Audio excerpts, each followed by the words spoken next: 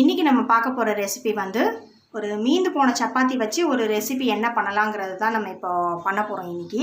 அதுக்கு தேவையான பொருள் என்னென்னங்கிறதெல்லாம் பார்த்துக்கலாம்.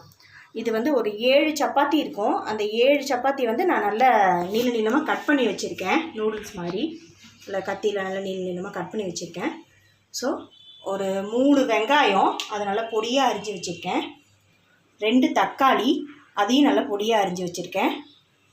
ஒரு 3 கேப்சிகம் அதையும் பொடியாக அரிஞ்சு வச்சுருக்கேன். ஒரு 15 பல்லு பூண்டு அதையும் உரிச்சிட்டு நல்லா பொடியாக கட் பண்ணி வச்சுருக்கேன். ஒரே ஒரு பச்சை மிளகா அதையும் பொடியாக கட் பண்ணி வச்சுருக்கேன். கொஞ்சம் புதினா, கொஞ்சம் கொத்தமல்லி, ஒரு லெமன், அப்புறம் மஞ்சத்தூள், மிளகுத்தூள், சீரகத்தூள், கரம் மசாலா பொடி, கல்லுப்பு, மிளகாத்தூள், அப்புறம் கொஞ்சம் மல்லித்தூள், 1 ஸ்பூன் மிளகாத்தூள், 1 ஸ்பூன் மல்லித்தூள். இப்போ வாங்க எப்படி செய்யறதுன்னு பார்க்கலாம். அடுப்பு பற்ற வச்சுக்கலாம்.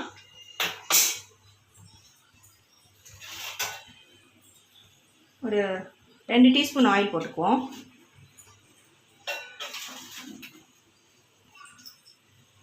எண்ணெய் நல்லா சூடாயிடுச்சு.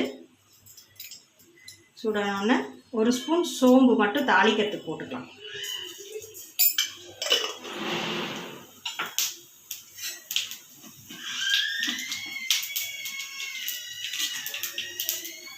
சோம்பு பொரிஞ்ச உடனே இந்த பூண்டு இருக்குல்ல, பூண்டு,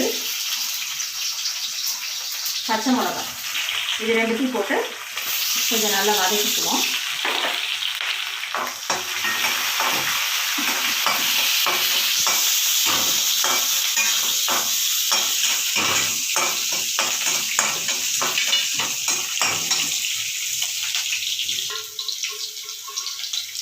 பூண்டு கொஞ்சம் வதங்கின உடனே வெங்காயத்தை போட்டுக்குவோம்.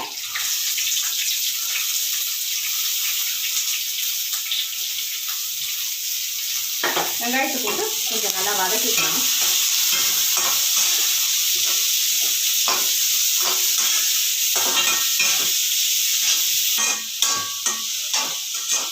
கொஞ்சம் வெங்காயம் வதங்கிடுச்சு.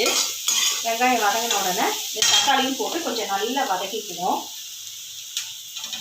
தக்காளி,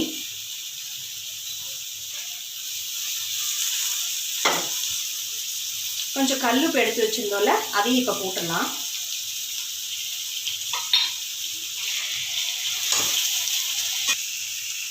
இப்போ தக்காளி நல்லா வதங்கிடுச்சு. அது நல்லா கொஞ்சம் மசிய வதக்கிடணும் நல்லா. இப்போ நம்ம அந்த கேப்சிகம் மசாலாஸ்லாம் ஆட் பண்ணிக்கலாம். கேப்சிகம் நல்லா பொடியாக அரிஞ்சு வச்சுருக்கேன். அதையும்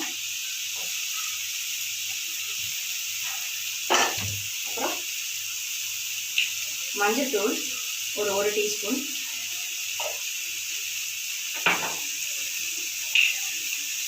காரம் போட்டதுனால மிளகுத்தூள் 1 டீஸ்பூன்,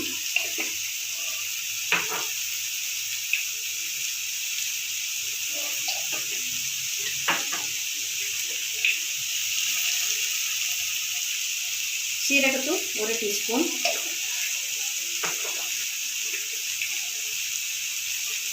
கரம் மசாலா 1 டீஸ்பூன், அப்புறம் நம்ம எடுத்து வச்சிருக்க மிளகாத்தூள், தனியாத்தூள் எல்லாத்தையும் போட்டு கொஞ்சம் இந்த நல்ல பச்சை வாசனை போகிற வரைக்கும் நல்லா கொஞ்சம் வதக்கணும். இதை ஒரு 2 நிமிஷம் இதை கொஞ்சம் மூடி வச்சு நல்லா வதக்கிட்டு இருந்தாங்க. கொஞ்சம் அதனால் நல்லா தண்ணி விட்டுருக்கு இதில். இப்போது இந்த மசாலா வாசனைலாம் போயிடுச்சான்னு பார்த்துட்டு நம்ம இந்த சப்பாத்தியை போட்டுருவோம். அது மசாலா வாசனைலாம் போயிடுச்சு. ஸோ இந்த ஸ்டேஜில் நம்ம இப்போ இந்த சப்பாத்தி இருக்குல்ல, நம்ம நீளமாக கட் பண்ணி வச்சுக்கோல அதை போட்டுடுவோம்.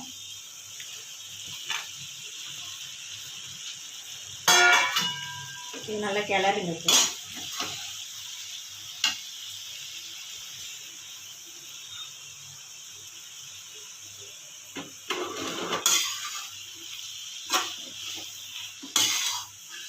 ரொம்ப டேஸ்ட்டாக இருக்குங்க இந்த ரெசிபி. நல்லா வேஸ்ட் ஆகுது சப்பாத்தி அப்படின்னு நினச்சா இது கொஞ்சம் நிறைய இருக்கிறதுனால நான் நிறைய பண்ணுறேன். உங்கள் வீட்டில் ஒரு 2 சப்பாத்தி இருந்தால் கூட நீங்கள் அப்படியே அதை கட் பண்ணி போட்டு ஒரே ஒரு வெங்காயம் தக்காளி போட்டு கூட செஞ்சுக்கலாம்.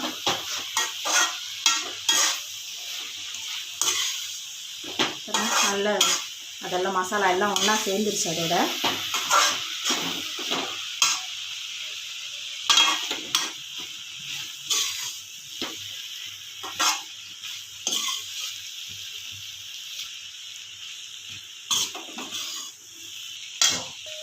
இப்போ அந்த மசாலாவோட இந்த சப்பாத்தி எல்லாம் ஒன்றா சேர்ந்துருச்சு. இப்போ இந்த லெமனை புழிஞ்சிக்கலாம்.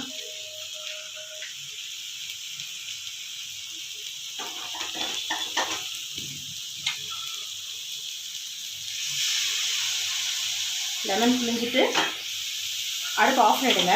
ஆஃப் பண்ணிவிட்டு நான் கொஞ்சம் புதினா கொத்தமல்லி வச்சுருக்கிறேன்.